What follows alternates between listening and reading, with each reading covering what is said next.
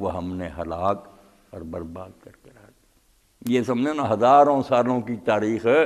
2 سطروں میں بیان کر دی کہ نوح سے شروع ہوا سلسلہ علیہ السلام، موسیٰ علیہ السلام تک، اور درمیان میں کتنی قومیں جنہوں نے بار بار یہ انجام دیکھا اور یہ نتیجہ بھگتا۔ تم کیوں نہیں، یہ سارا قریش کو سنایا جا رہا ہے۔ ایک طرف اللہ کے رسول کو تسلی دی جا رہی ہے کہ اگر آپ کی بات نہیں مانتے تو یہ کوئی انوکھا واقعہ تو نہیں۔ پہلے لوگوں نے کب پھولوں کے ہار لے کر پیغمبروں کا استقبال کیا؟ جتنے پیغمبر آئے ان ظالموں نے ان کے ساتھ دشمنی کیا، ان کو دکھ دیا، نہیں مانے۔ ہم نے معجزے بھی دکھائے، اور قوم فرعون کا تو قرآن میں سورہ اعراف میں آتا ہے 9 معجزے۔ جب کوئی معجزہ دیکھتا فرعون، اچھا موسیٰ اب ہماری نجات ہو جائے پھر ہم مان لیں گے، نہیں مان۔ وَلَقَدْ أَتَوْا عَلَى الْقَرْيَةِ الَّتِي أُمْطِرَتْ مَطَرَ السَّوْءِ۔ اب ان قریشیوں سے کہا، مکہ والوں سے، کہ چلو یہ قومیں جو ہے نا یہ دور کی ہیں، یا شاید ان کے حالات تمہیں نہ پہنچے ہوں، یا تم ان کے علاقے میں نہ گئے ہو۔ وَلَقَدْ أَتَوْا عَلَى الْقَرْيَةِ الَّتِي أُمْطِرَتْ مَطَرَ السَّوْءِ۔ تم اس بستی پر سے بھی نہیں گزرتے جس پر بری بارش ہوئی تھی، پتھروں کی بارش جس پر ہوئی تھی، قوم لوط، ان کا علاقہ بھی نہیں دیکھا۔ اس بستی میں یہ جب شام کو جاتے ہیں نا تجارت کے لیے، اسی علاقہ سے گزرتے تھے، یہی شاہراہ تھی۔ اللہ کہتا دوسری قوموں کی تو چلو کہانیاں نا تم تک پہنچی، یہ تو وَلَقَدْ أَتَوْا عَلَى الْقَرْيَةِ الَّتِي أُمْطِرَتْ مَطَرَ السَّوْءِ، وہ بستی جس پر بری بارش اللہ تعالیٰ نے برسائی تھی، تیس نیس کیا تھا ان کو، اس پر سے تو روزانہ تم گزرتے۔ أَفَلَمْ يَكُونُوا يَرَوْنَهَا، اللہ تعالیٰ تعجب سے پوچھتے ہیں کہ تم دیکھتے نہیں رہے ہو کہ وہاں پتھر اب بھی پڑے، اور اب بھی لوگ جاتے ہیں ڈیڈ سی جو ہے بحر میت، اس میں وہ باغ ابھی غرق ہوئے، وہ بھی نظر آتے ہیں کہ وہ باغ ہیں پانی کے نیچے گئے، اور پتھر کھنگر جو ہے نا ابھی بھی میدان بھرے ہوئے، اسی طرح بارش پتھروں کی۔ تو اللہ تعالیٰ فرماتے ہیں أَفَلَمْ يَكُونُوا يَرَوْنَهَا، یہ مکے کے لوگ اس بستی کو دیکھتے نہیں رہے، اتنی صدیاں ہو گئی ہیں وہ بستی انہیں نظر نہیں آتی۔ پھر فرمایا کہ اصل بات یہ ہے کہ جتنی چاہے دلیلیں دو، جتنی چاہے کتابیں پڑھواؤ، علاقے دکھاؤ، جس کو انجام کی فکر نہیں نا کہ مرنے کے بعد کچھ ہوگا، اس کا کوئی علاج نہیں۔ یونیورسٹیاں بنا لو، کالج بنا لو، پڑھا لکھا لو،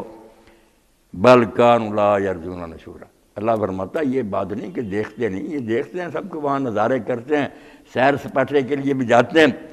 اصل میں یہ لوگ یہ امید ہی نہیں رکھتے کہ مرنے کے بعد کبھی اٹھنا، یہ عقیدہ ان میں نہیں رہا، جس کی وجہ سے بے فکر ہے کہ مر گئے تھے وہ، یہ غرق ہو گئے، تب کیا ہوا، مٹی ہو گئے نا، بعد میں کچھ نہیں۔ حالانکہ یہ اتنی بری بات ہے۔ اللہ تعالیٰ قرآن مجید میں کہتا کیف تکفرون باللہ، اس کو انکار آخرت کو اللہ نے کہا تم اللہ کا انکار کیوں کیسے کرتے ہو؟ یعنی جو کہتا نا کہ حساب کتاب نہیں ہوگا، وہ اس سے بھی زیادہ برا ہے جو کہتا اللہ ہے مگر یہ ظالم اس سے برا۔ اس نے جو انکار کیا نا، ایسے اللہ کو ماننے کا کیا فائدہ جس کی دنیا میں اندھیر نگری ہوتی رہی، اتنے ظلم ہوتے رہے، بے گناہ لوگ ستائے جاتے رہے، وہ انصاف ہی نہ کرے، تو ایسے خدا کی بجائے کہ اس کو مانیں، یہی کہنا بہتر ہے کہ اس دنیا کا کوئی مالک نہیں۔ اس لیے بدترین کفر ہے کہ کہے اللہ ہے مگر نہ وہ انصاف کرے گا، نہ نیکوں کو انعام دے گا، نہ بروں کو سزا دے گا، اس سے بری بات کوئی نہیں۔ علامہ اقبال رحمۃ اللہ نے بڑے قلندرانہ انداز میں کہا ہے، کیسی بات سمجھائی کہ جو ظالم یہ کہتے ہیں نا کوئی نہیں انجام نیکی کا اچھا ہوگا، کوئی انعام نہیں ملے گا،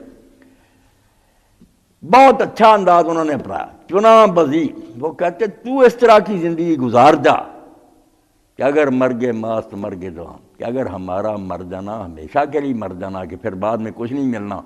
خدا دے کردہ خود شرمسار سرگرد، تو خدا اپنے کیے پر شرمندہ ہو جائے کہ میں نے ایسی یار حکومت بنائی ہے کہ یہ نیکیاں کرتا رہا، تہجد پڑھتا رہا، اپنی کمائی غریبوں کو دیتا رہا، مظلوموں کی مدد کرتا رہا، اور لوگ اس سے ظلم کرتے رہے، میں نے اس کو کوئی انعام ہی۔ کہتے تو اتنی نیکیاں کر کے مر کہ اگر یہ یہ سچ کہتے ہیں نا کہ بعد میں کچھ نہیں ہوگا، تو ایسے پر اللہ تعالیٰ کو خود شرمسار ہونا پڑے۔ یعنی کہنے کا مطلب ایسا کام اللہ کبھی نہیں کر سکتا، یہ اس کی شان کے لائق نہیں، یہ کفر بکتے ہیں۔ تو اللہ تعالیٰ فرماتا ہے کہ یہ سب نشان دیکھتے ہیں،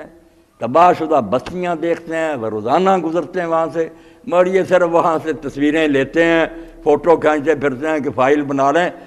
عبرت نہیں پکڑتے کہ جو راستہ ان کا تھا جب ہم بھی اسی پر چلتے تھے، حشر تو ہمارا بھی وہی ہوگا، کیونکہ انہیں آخرت پر کوئی یقین نہیں، یہ مانتے ہی نہیں کہ مرنے کے بعد کبھی حساب دینا، بلکہ نعوذ باللہ اللہ تعالیٰ فرماتا ہے کوئی عبرت حاصل کرنا، سبق سیکھنا تو گزارا، وَإِذَا رَأَوْكَ إِن يَتَّخِذُونَكَ اللَّهُ هُزُوًا، اللہ کے پیغمبر جب بھی یہ ظالم آپ کو دیکھتے ہیں فوراً آپس میں کہتے ہیں، ٹھٹھے کرتے ہیں، مذاق کرتے ہیں کہ یہ ہیں نبی صاحب، احاظ الذی بعث اللہ رسول توبہ، اندازہ کریں جو اللہ کے دین کا کام کرتے ہیں پیغمبر علیہ السلام، کتنا ان کا جگر ہوتا ہے، دل گردہ ہوتا ہے کہ لینا کچھ نہیں، بھلائی کر رہے ہیں اور تانے سن رہے ہیں، تانا بھی کیسا، ایسا تیر، احاظ الذی بعث اللہ، یعنی توہین کرنے کا انداز اتنا کہ ترجمہ کیا کریں کہ یہ ہے جس کو اللہ نے پیغمبر بنایا، نبی بنانے کے لیے اللہ کو اور کوئی نہیں ملا، کیا اس میں سرخاب کے پر لگے ہوئے، نہ اس کا کوئی ملازم ہے، نہ اس کا کوئی بنگلہ ہے، نہ اس کے پاس کوئی باغ ہے، سارے مکے اور مدینہ طائف میں غریب ترین آدمی، یتیم، دوسری جگہ کہتے ہیں کہ اللہ تعالیٰ نے اللہ رجل من القریتین عظیم، یہ دو بستیاں جن میں بڑے بڑے آدمی رہتے ہیں،